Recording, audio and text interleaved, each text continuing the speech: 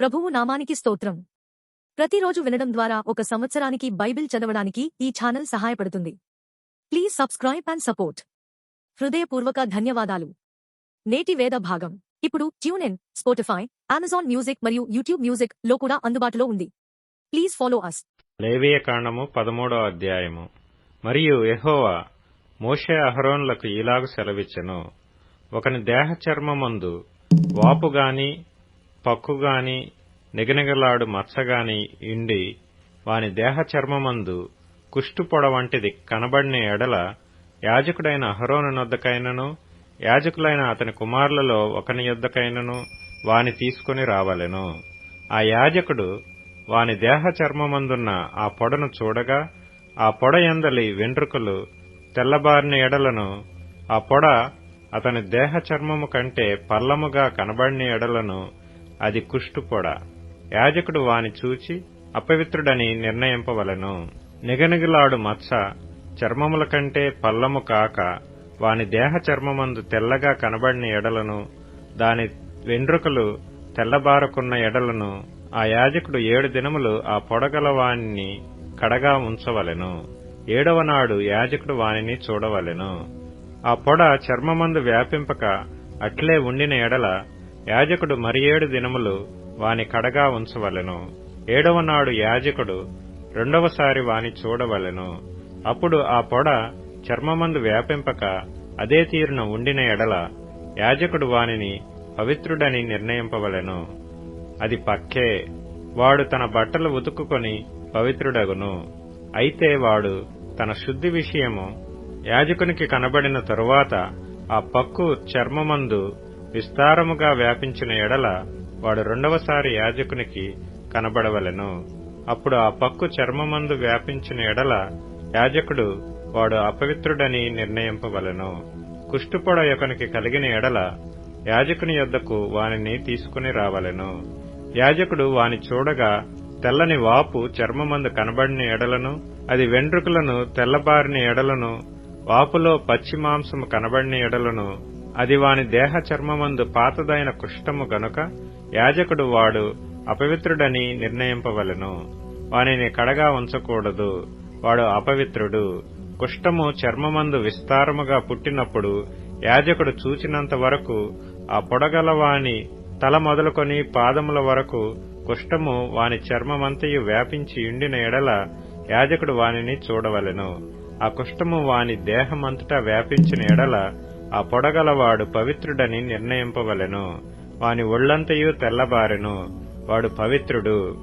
అయితే వాని ఎంట పచ్చిమాంసము కనబడు దినమున వాడు అపవిత్రుడు. యాజకుడు ఆ పచ్చిమాంసమును చూచి వాడు అపవిత్రుడని నిర్ణయింపవలెను. ఆ పచ్చిమాంసము అపవిత్రమే.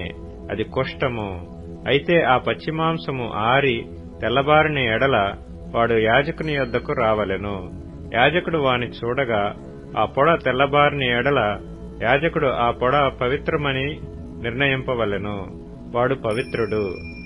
ఒకని దేహ చర్మమందు పుండు పుట్టి మానిన తరువాత ఆ పుండుండిన చోట తెల్లని వాపైనను తెలుపుతో కూడిన ఎరుపు రంగు గల పొడగాని నిగనిగలాడు తెల్లని పొడగాని పుట్టిన ఎడల యాజకునికి దాని కనపరచవలెను.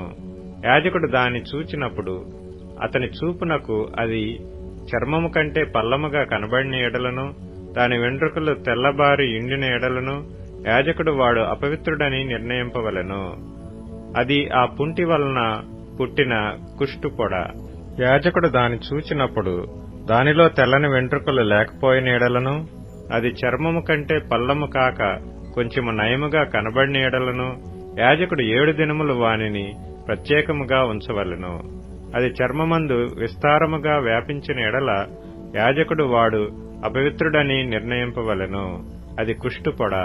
నిగనిగలాడు పొడ వ్యాపింపక అట్లే ఉండిన ఎడల అది దద్దురు. యాజకుడు వాడు పవిత్రుడని నిర్ణయింపవలెను. దద్దురు కలిగిన దేహ చర్మమందు ఆ వాత ఎర్రగానే గాని తెల్లగానే గాని నిగనిగలాడు తెల్లని మచ్చగానే గాని ఎండిన ఎడల యాజకుడు దాని చూడవలెను. నిగనిగలాడు ఆ మచ్చలోని వెంట్రుకలు తెల్లబారిన ఎడలను అది చర్మము కంటే పల్లముగా కనబడిన ఎడలను అది ఆ వాత వలన పుట్టిన కుష్టుపొడ. యాజకుడు వాడు అపవిత్రుడని నిర్ణయింపవలెను, అది కుష్ఠము. యాజకుడు దాని చూచినప్పుడు అది నిగనిగలాడు మచ్చలో తెల్లని వెండ్రుకలు లేకయే గాని, చర్మము కంటే పల్లముగా నుండకయే గాని కొంత నయముగా కనబడిన ఎడల యాజకుడు 7 దినములు వానిని కడగా ఉంచవలెను. 7వ నాడు యాజకుడు వానిని చూచినప్పుడు అది చర్మమందు విస్తారముగా వ్యాపించిన ఎడల వాడు అపవిత్రుడని నిర్ణయింపవలెను, అది కుష్ఠమే. అయితే నిగనిగలాడు మచ్చ చర్మమందు వ్యాపింపక ఆ చోటనే ఇండి కొంచెము నయముగా కనబడిన ఎడల అది వాతపు వాపే, వాడు పవిత్రుడని యాజకుడు నిర్ణయింపవలెను, అది వాతపు మంటయే. పురుషునికైనను స్త్రీకైనను తలయందేమి గడ్డమందేమి పొడ పుట్టిన ఎడల యాజకుడు ఆ పొడను చూడగా అది చర్మము కంటే పల్లముగాను సన్నమైన పసుపు పచ్చ వెంట్రుకలు గలదిగాను కనబడిన ఎడల వాడు అపవిత్రుడని యాజకుడు నిర్ణయింపవలెను, అది బొబ్బ. తలమీదనేమి గడ్డం మీదనేమి పుట్టిన కుష్ఠము. యాజకుడు ఆ బొబ్బ అయిన పొడను చూచినప్పుడు అది చర్మము కంటే పల్లము కాని ఎడలను, దానిలో నల్ల వెంట్రుకలు లేని ఎడలను యాజకుడు ఆ బొబ్బైన పొడగల వానిని 7 దినములు ప్రత్యేకముగా ఉంచవలెను. 7వ నాడు యాజకుడు ఆ పొడను చూడవలెను. ఆ బొబ్బ వ్యాపింపక ఎండిన ఎడలను, దానిలో పసుపు పచ్చ వెంట్రుకలు లేని ఎడలను, చర్మము కంటే పల్లము కాని ఎడలను వాడు క్షౌరము చేసుకొనవలెను గాని ఆ బొబ్బ క్షౌరము చేయకూడదు. యాజకుడు బొబ్బ గలవానిని మరి 7 దినములు ప్రత్యేకముగా ఉంచవలెను. 7వ నాడు యాజకుడు ఆ బొబ్బను చూడగా అది చర్మమందు బొబ్బ వ్యాపింపక చర్మము కంటే పల్లము కాక ఎండిన ఎడల యాజకుడు వాడు పవిత్రుడని నిర్ణయింపవలెను, వాడు తన బట్టలు ఉదుకుకొని పవిత్రుడగును. వాడు పవిత్రుడని నిర్ణయించిన తరువాత బొబ్బ విస్తారముగా వ్యాపించిన ఎడల యాజకుడు వాని చూడవలెను. అప్పుడు ఆ మాద వ్యాపించి ఎండిన ఎడల యాజకుడు పసుపు పచ్చ వెంట్రుకలను వెదకనక్కరలేదు, వాడు అపవిత్రుడు.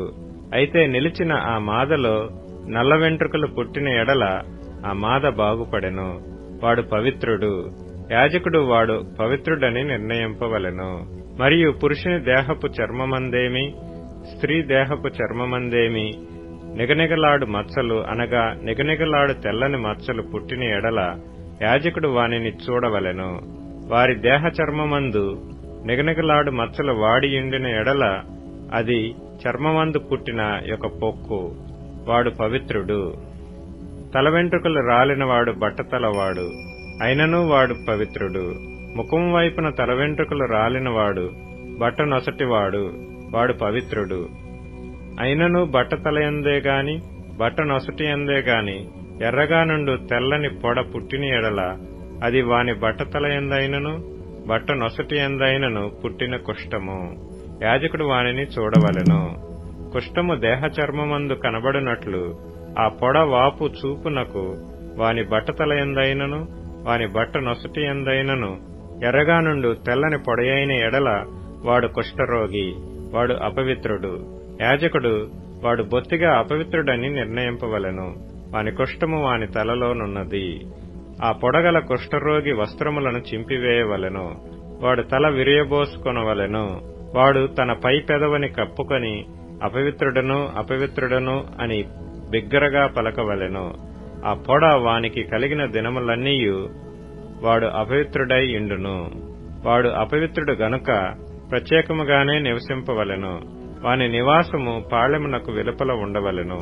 మరియు కుష్టుపొడ వస్త్రమందు కనబడినప్పుడు అది గొర్రె వెంట్రుకల బట్టయందేమి నారబట్టయందేమి నారతోనే గాని వెంట్రుకలతోనే గాని నేసిన పడుగునందేమి పేకయందేమి తోలునందేమి తోలుతో చేయబడు ఏ యొక్క వస్తువునందేమి పుట్టి ఆ పొడ ఆ బట్టయందేమి ఆ తోలునందేమి ఆ పేకయందేమి తోలుతో చేయబడిన వస్తువునందేమి పచ్చదాళ్లుగానే గాని ఎర్రదాళ్లుగానే గాని కనబడిన ఎడల అది కుష్టుపొడ. యాజకునికి దాని కనపరచవలెను. యాజకుడు ఆ పొడను చూచి పొడగల వాటిని 7 దినములు ప్రత్యేకముగా ఉంచవలెను. 7వ నాడు అతడు ఆ పొడను చూడవలెను. అప్పుడు ఆ వస్త్రమందు అనగా పడుగునందే కాని, పేకయందే కాని, తోలునందే గాని, తోలుతో చేసిన వస్తువునందే గాని ఆ పొడ వ్యాపించిన ఎడల అది కొరుకుడు కుష్ఠము, అది అపవిత్రము. కావున అతడు ఆ పొడ దేనిలో ఉన్నదో ఆ వస్త్రమును నారతోనేమి వెండ్రుకలతోనేమి చేసిన పడుగును, పేకను, తోలుతో చేసిన ప్రతి వస్తువును అగ్నితో కాల్చివేయవలెను. అది కొరుకుడు కుష్ఠము, అగ్నితో దాన్ని కాల్చివేయవలెను. అయితే యాజకుడు చూచినప్పుడు ఆ పొడ ఆ వస్త్రమందు అనగా పడుగునందేమి, పేకయందేమి, తోలుతో చేసిన మరి దేనియందేమి వ్యాపింపకపోయిన ఎడల యాజకుడు ఆ పొడగల దానిని ఉదకనాజ్ఞాపించి మరి 7 దినములు దానిని విడిగా ఉంచవలెను. ఆ పొడగల దానిని ఉదికిన తరువాత యాజకుడు దానిని చూడవలెను. ఆ పొడ మారకపోయినను వ్యాపింపకపోయినను అది అపవిత్రము, అగ్నితో దానిని కాల్చివేయవలెను. అది లోవైపున గాని పైవైపున గాని పుట్టినను కొరుకుడు కుష్ఠముగా ఉండును. యాజకుడు దానిని చూచినప్పుడు వస్త్రము ఉదికిన తరువాత ఆ పొడ వాడి ఉండిన ఎడల అది ఆ వస్త్రములో ఉండినను, తోలులో ఉండినను, పడుగులో ఉండినను, పేకలో ఉండినను యాజకుడు వాటిని చింపివేయవలెను. అటు తర్వాత అది ఆ వస్త్రమందే గాని, పడుగునందే గాని, పేకయందే గాని, తోలుతో చేసిన దేనియందే గాని కనబడిన ఎడల అది కొరుకుడు కుష్ఠము. ఆ పొడ దేనిలోనున్నదో దానిని అగ్నితో కాల్చివేయవలెను. ఏ వస్త్రమునే గాని, పడుగునే గాని, పేకనే గాని, తోలుతో చేసిన దేనినే గాని ఉదికిన తరువాత ఆ పొడ వదిలిన ఎడల 2వ మారు దానిని ఉదకవలెను. అప్పుడు అది పవిత్రమగును. బొత్సు బట్టయందే గాని, నారబట్టయందే గాని, పడుగునందే గాని, పేకయందే గాని, తోలు వస్తువులయందే గాని ఇండు కుష్ఠపొడను గూర్చి అది పవిత్రమని అపవిత్రమని నీవు నిర్ణయింపవలసిన విధి ఇదే. లేవియకాండము 14వ అధ్యాయము. మరియు యెహోవా మోషేకు ఇలాగ సెలవిచ్చెను. కుష్ఠరోగి పవిత్రుడని నిర్ణయించిన దినమున వాని గూర్చిన విధి ఏదనగా యాజకుని యొద్దకు వానిని తీసుకొని రావలెను. యాజకుడు పాళెము వెలుపలికి పోవలెను. యాజకుడు వానిని చూచినప్పుడు కుష్ఠుపొడ బాగుపడి కుష్ఠరోగిని విడిచిన ఎడల యాజకుడు పవిత్రత పొందగోరు వాని కొరకు సజీవమైన 2 పవిత్ర పక్షులను, దేవదారు కర్రను, రక్తవర్ణము గల నూలును, హిస్సోపును తెమ్మని ఆజ్ఞాపింపవలెను. అప్పుడు యాజకుడు పారు నీటిపైని మంటి పాత్రలో ఆ పక్షులలో ఒకదానిని చంపనాజ్ఞాపించి సజీవమైన పక్షిని, ఆ దేవదారు కర్రను, రక్తవర్ణము గల నూలును, హిస్సోపును తీసుకొని పారునీటిపైని చంపిన పక్షి రక్తములో వాటిని సజీవమైన పక్షిని ముంచి కుష్టు విషయంలో పవిత్రత పొందగోరు వాని మీద 7 మార్లు ప్రోక్షించి వాడు పవిత్రుడని నిర్ణయించి సజీవమైన పక్షి ఎగిరిపోవునట్లు దానిని వదిలివేయవలెను. అప్పుడు పవిత్రత పొందగోరువాడు తన బట్టలు ఉదుకుకొని తన రోమమంతటిని క్షౌరము చేసుకొని నీళ్లతో స్నానము చేసి పవిత్రుడగును. తరువాత వాడు పాలెములోనికి వచ్చి తన గుడారము వెలుపల 7 దినములు నివసింపవలెను. 7వ నాడు తన రోమమంతటిని, తన తలను, తన గడ్డమును, తన కనుబొమ్మలను క్షౌరము చేసుకొనవలెను. తన రోమమంతటిని క్షౌరము చేసుకొని బట్టలు ఉదుకుకొని ఎడలు నీళ్లతో కడుగుకొని పవిత్రుడగును. 8వ నాడు వాడు నిర్దోషమైన 2 మగ గొర్రెపిల్లలను, నిర్దోషమైన ఏడాది ఆడు గొర్రెపిల్లను, నైవేద్యమునకై నూనె కలిసిన 3 10వ వంతుల గోధుమ పిండిని, 1 అర్ధసేరు నూనెను తీసుకుని రావలెను. పవిత్రపరచు యాజకుడు పవిత్రత పొందగోరు మనిషిని వాటితో ప్రత్యక్షపు గుడారము యొక్క ద్వారమున యెహోవా సన్నిధికి తీసుకుని రావలెను. అప్పుడు యాజకుడు 1 మగ గొర్రెపిల్లను, అర్ధసేరు నూనెను తీసుకుని అపరాధ పరిహారార్థ బలిగా వాటిని దగ్గరకు తెచ్చి అల్లాడింపబడు అర్పణముగా యెహోవా సన్నిధిని వాటిని అల్లాడింపవలెను. అతడు పాప పరిహారార్థ బలి పశువును, దహన బలి పశువును వధించు పరిశుద్ధ స్థలములో ఆ గొర్రెపిల్లను వధింపవలెను. పాప పరిహారార్థమైన దాని వలె అపరాధ పరిహారార్థమైనదియు యాజకునిదగును. అది అతి పరిశుద్ధము. అప్పుడు యాజకుడు అపరాధ పరిహారార్థమైన దాని రక్తములో కొంచెము తీసి పవిత్రత పొందగోరు వాని కుడి చెవి కొన మీదను, వాని కుడి చేతి బొటనవ్రేలి మీదను, వాని కుడికాలి బొటనవ్రేలి మీదను దానిని చమరవలెను. మరియు యాజకుడు అర్ధసేరు నూనెలో కొంచెము తీసి తన ఎడమ అరచేతిలో పోసుకొనవలెను. అప్పుడు యాజకుడు తన ఎడమ అరచేతిలోనున్న నూనెలో తన కుడి చేతి వ్రేలు ముంచి యెహోవా సన్నిధిని 7 మార్లు తన వ్రేలితో ఆ నూనెలో కొంచెము ప్రోక్షింపవలెను. యాజకుడు తన అరచేతిలోనున్న కొదువ నూనెలో కొంచెము తీసుకుని పవిత్రత పొందగోరు వాని కుడి చెవి కొన మీదను, వాని కుడి చేతి బొటనవ్రేలి మీదను, వాని కుడికాలి బొటనవ్రేలి మీదను ఉన్న అపరాధ పరిహారార్థ బలి పశువు యొక్క రక్తం మీద చమరవలెను. అప్పుడు యాజకుడు తన అరచేతిలోనున్న కొదువ నూనెను పవిత్రత పొందగోరు వాని తల మీద చమరవలెను. అట్లు యాజకుడు యెహోవా సన్నిధి వాని నిమిత్తము ప్రాయశ్చిత్తము చేయవలెను. అప్పుడు యాజకుడు పాపపరిహారార్థ బలి అర్పించి అపవిత్రత పోగొట్టుకొని పవిత్రత పొందగోరు వాని నిమిత్తము ప్రాయశ్చిత్తము చేసిన తరువాత వాడు దహనబలి పశువును వధింపవలెను. యాజకుడు దహనబలి ద్రవ్యమును నైవేద్యమును బలిపీఠము మీద అర్పింపవలెను. అట్లు యాజకుడు వాని నిమిత్తము ప్రాయశ్చిత్తము చేయగా వాడు పవిత్రుడగును. వాడు బీదవాడై పై చెప్పినదంతయు తేజాలని ఎడల తన నిమిత్తము ప్రాయశ్చిత్తము కలుగుటకై వాడు అల్లాడించుటకు అపరాధ పరిహారార్థ బలిగా ఒక గొర్రెపిల్లను, నైవేద్యముగా తూములో 10వ వంతు నూనెతో కలిసిన గోధుమ పిండిని, ఒక అర్ధసేరు నూనెను, వారికి దొరకగల 2 తెల్ల గువ్వలనే గాని 2 పావురపు పిల్లలనే గాని, అనగా పాప పరిహారార్థ బలిగా ఒకదానిని దహన బలిగా ఒకదానిని తీసుకొని రావలెను. వాడు పవిత్రత పొంది 8వ నాడు యెహోవా సన్నిధికి ప్రత్యక్షపు గుడారము యొక్క ద్వారమునకు యాజకుని యొద్దకు వాటిని తీసుకొని రావలెను. యాజకుడు అపరాధ పరిహారార్థ బలియగు గొర్రెపిల్లను, అర్ధసేరు నూనెను తీసుకొని అల్లాడించు అర్పణముగా యెహోవా సన్నిధిని వాటిని అల్లాడింపవలెను. అప్పుడతడు అపరాధ పరిహారార్థ బలియగు గొర్రెపిల్లను వధింపవలెను.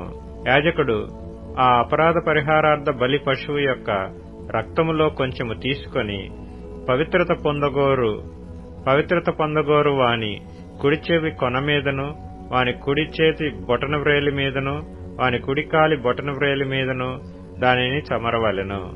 మరియు యాజకుడు ఆ నూనెలో కొంచెము తన ఎడమ అరచేతిలో పోసుకొని తన ఎడమ చేతిలోనున్న ఆ నూనెలో కొంచెము తన కుడి వ్రేలితో యెహోవా సన్నిధిని 7 మార్లు ప్రోక్షింపవలెను.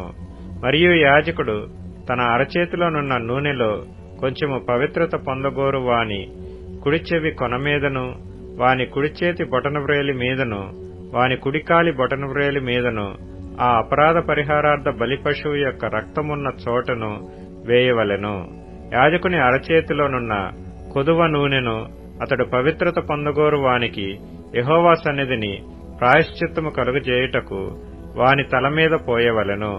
అప్పుడు వానికి దొరకగల ఆ తెల్ల గువ్వలలోనే గాని పావురపు పిల్లలలోనే గాని ఒకదానిని అర్పింపవలెను.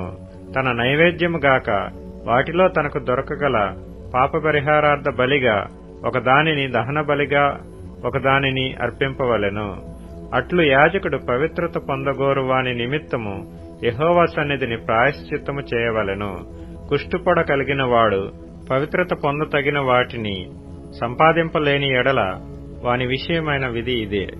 మరియు యెహోవా మోషే అహరోనులకు ఇలాగ సెలవిచ్చెను: నేను స్వాస్థ్యముగా మీకిచ్చుచున్న దేశమునకు మీరు వచ్చిన తరువాత మీ స్వాస్థ్యమైన దేశములోని ఏ ఇంటనైనను నేను కుష్టు పొడ కలుగజేసిన ఎడల ఆ ఇంటి యజమానుడు యాజకుని యొద్దకు వచ్చిన నా ఇంటిలో కుష్టుపొడ వంటిది నాకు కనబడినని అతనికి తెలియజెప్పవలెను.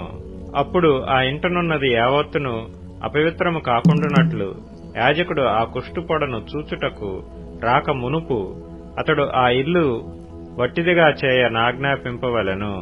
ఆ తరువాత యాజకుడు ఆ ఇల్లు చూచుటకై లోపలికి వెళ్లవలెను.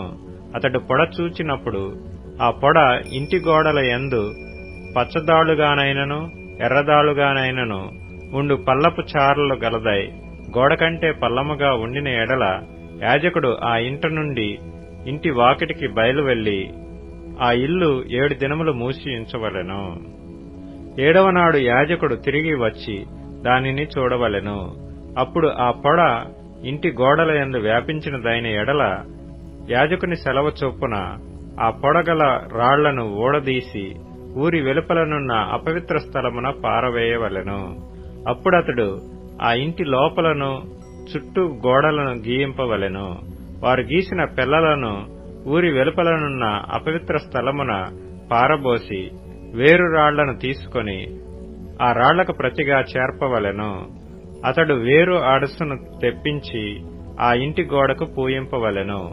అతడు ఆ రాళ్లను ఊడదీయించి ఇల్లు గీయించి దానికి అడసును పూయించిన తరువాత ఆ పొడ తిరిగి ఆ ఇంట బయలుపడిన ఎడల యాజకుడు వచ్చి దాని చూడవలెను.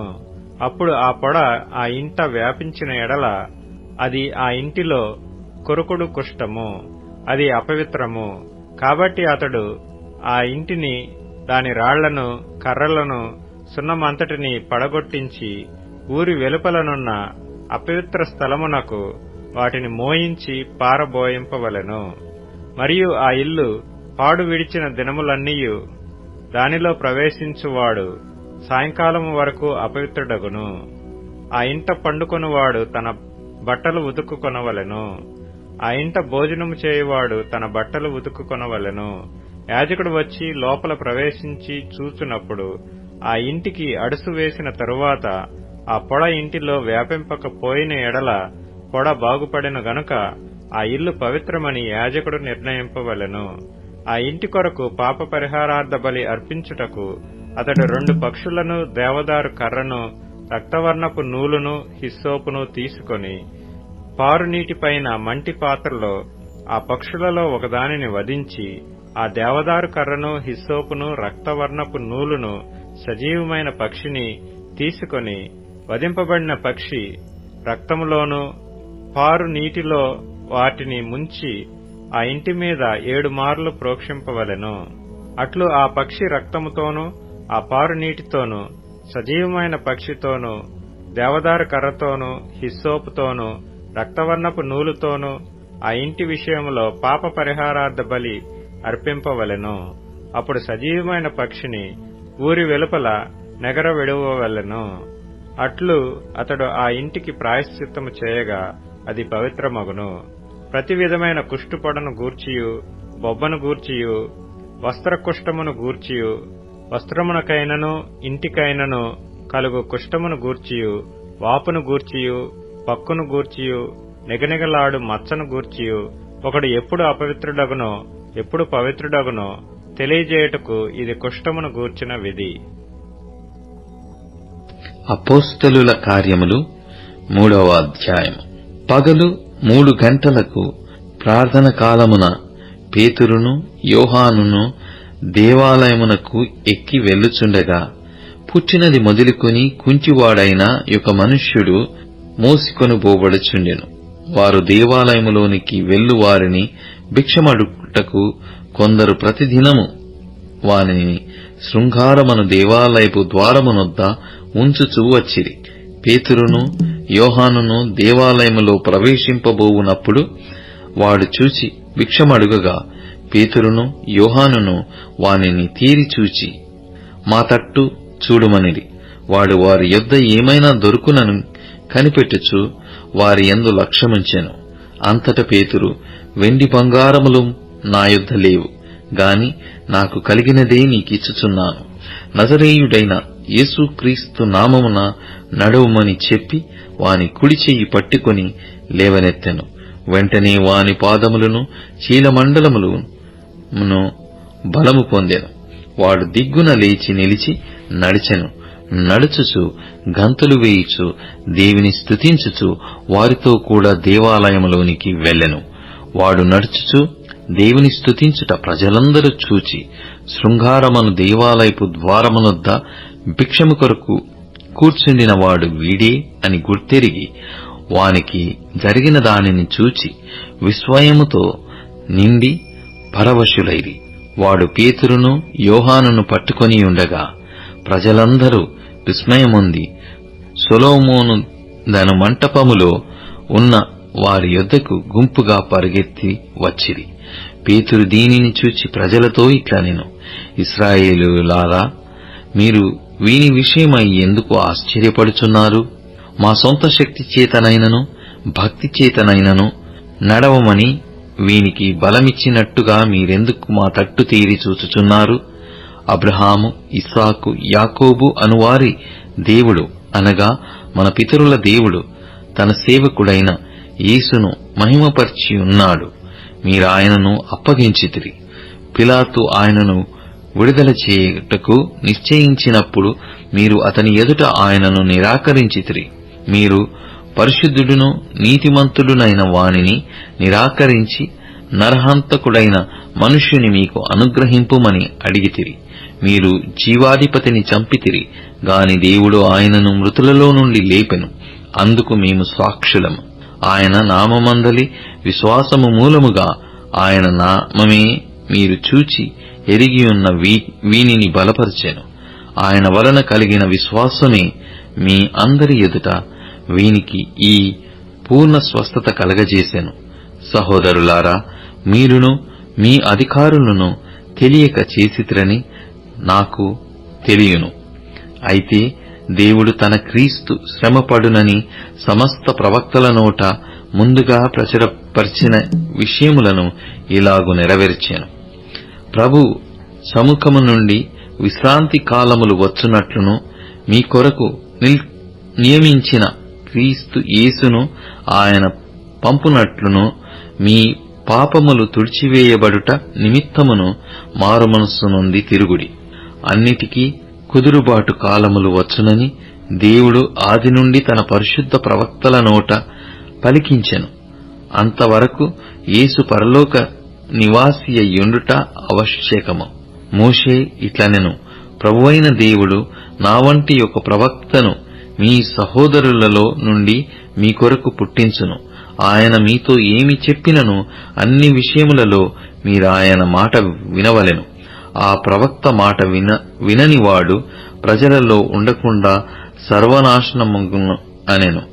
మరియు సమూయేలు మొదలుకొని ఎందరు ప్రవక్తలు ప్రవచించిరో వారందరూ ఈ దినమును గూర్చి ప్రకటించిరి. ఆ ప్రవక్తలకును దేవుడు అబ్రహాముతో నీ సంతానమందు భూలోక వంశములన్నీ ఆశీర్వదింపబడునని చెప్పిన మీ పితరులతో చేసిన నిబంధనను మీరు వారసులయ్యున్నారు. దేవుడు తన సేవకుని పుట్టించి మీలో ప్రతి వానిని వాని దుష్టత్వము నుండి మళ్లించుట వలన మిమ్ము నాశీర్వదించుటకు ఆయనను మొదట మీ యొద్దకు పంపెనని చెప్పెను. అపోస్తలుల కార్యములు 4వ అధ్యాయము.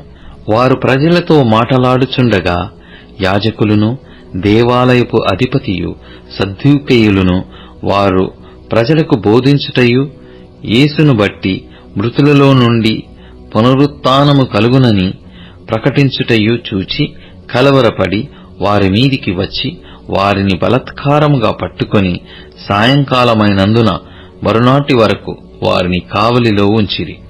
వాక్యము వినిన వారిలో అనేకులు నమ్మిరి. వారిలో పురుషుల సంఖ్య ఇంచుమించు 5,000 ఆయన. మరునాడు వారి అధికారులను పెద్దలను శాస్త్రులను యెరూషలేములో కూడివచ్చిరి.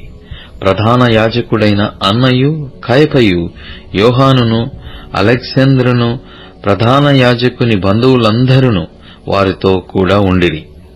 వారు పేతురును యోహానును మధ్యను నిలవబెట్టి, మీరు ఏ బలము చేత ఏ నామమును బట్టి దీనిని చేసితిరని అడుగగా పేతురు పరిశుద్ధాత్మతో నిండినవాడై ఇట్లనెను, ప్రజల అధికారులారా, పెద్దలారా, ఆ దుర్బలునికి చేయబడిన ఉపకారమును గూర్చి వాడు దేని వలన స్వస్థత పొందెనని నేడు మమ్మును విమర్శించుచున్నారు గనక మీరందరూ ఇశ్రాయేలు ప్రజలందరూ తెలుసుకొనవలసినది ఏమనగా, మీరు సిలువ వేసిన యట్టియు మృతులలో నుండి దేవుడు లేపినట్టియు నజరేయుడైన యేసుక్రీస్తు నామముననే వీడు స్వస్థత పొంది మీ ఎదుట నిల్చుచున్నాడు. ఇల్లు కట్టువారైన మీరు తృణీకరించిన రాయి ఆయనే. ఆ రాయి మూలకు తలరాయి ఆయను. మరి ఎవని వలనను రక్షణ కలుగదు. ఈ నామముననే మనము రక్షణ పొందవలెను గాని ఆకాశము క్రింద మనుష్యులలో ఇయ్యబడిన మరి ఏ నామమున రక్షణ పొందలేము అనెను. వారు పేతురు యోహానుల ధైర్యమును చూచినప్పుడు వారు విద్యలేని పామరులని గ్రహించి ఆశ్చర్యపడి వారు యేసుతో కూడా ఉండిన వారని గుర్తెరిగిరి. స్వస్థత పొందిన ఆ మనుష్యుడు వారితో కూడా నిలిచియుండుట చూచి ఏమీయూ ఎదురు చెప్పలేకపోయిరి. అప్పుడు సభ వెలుపలికి పొండని వారికాజ్ఞాపించి తమలో తాము ఆలోచన చేసి, ఈ మనుష్యులను మనమేమి చేయుదము? వారి చేత ప్రసిద్ధమైన సూచక క్రియ చేయబడి ఉన్నదని యెరూషలేములో కాపురమున్న వారికందరికీ స్పష్టమే. అది జరగలేదని చెప్పజాలము. అయినను ఇది ప్రజలలో ఇంకా వ్యాపింపబడకుండుటకై ఇక మీదట ఈ నామమును బట్టి ఏ మనుషులతోనైనను మాటలాడకూడదని మనము వారిని బెదురు పెట్టవలెనని చెప్పుకొనిరి. అప్పుడు వారిని పిలిపించి, మీరు యేసు నామమును బట్టి ఎంత మాత్రమును మాటలాడకూడదు, బోధింపకూడదని వారికాజ్ఞాపించిరి. అందుకు పేతురును యోహానును వారిని చూచి, దేవుని మాట వినుట కంటే మీ మాట వినుట దేవుని దృష్టికి న్యాయమా? మీరే చెప్పుడి. మేము కన్నవాటిని విన్నవాటిని చెప్పక యుండలేమని వారికి ఉత్తరమిచ్చిరి. ప్రజలందరూ జరిగిన దానిని గూర్చి దేవుని మహిమపరచుచూ ఉండిరి కనుక సభవారు ప్రజలకు భయపడి వీరిని శిక్షించు విధమేద ఏమీయూ కనుగొనలేక వీరిని గట్టిగా బెదిరించి విడుదల చేసిరి. స్వస్థపరచుట అను ఆ సూచక క్రియ ఎవని విషయములో చేయబడినో వాడు 40 ఏండ్ల కంటే ఎక్కువ వయస్సు గలవాడు.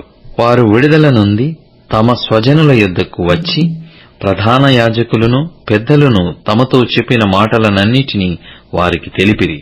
వారు విని ఏక మనస్సుతో దేవునికిట్లు బిగ్గరగా మొర్రపెట్టిరి.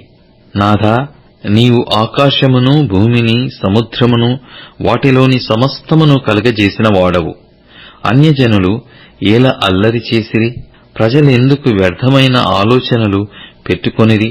ప్రభువు మీదను ఆయన క్రీస్తు మీదను భూరాజులు లేచిరి, అధికారులను ఏకముగా కూడుకొనిరి అని నీవు పరిశుద్ధాత్మ ద్వారా మా తండ్రియు నీ సేవకుడునైన దావీదు నోట పలికించితివి. ఏవి జరగవలెనని హస్తమును నీ సంకల్పమును ముందు నిర్ణయించెనో వాటినన్నిటినీ చేయుటకై నీవు అభిషేకించిన నీ పరిశుద్ధ సేవకుడైన యేసునకు విరోధముగా హేరోదును పొంతిపిలాతును అన్యజనులతోనూ ఇశ్రాయేలు ప్రజలతోనూ ఈ పట్టణమందు నిజముగా కూడుకొనిరి.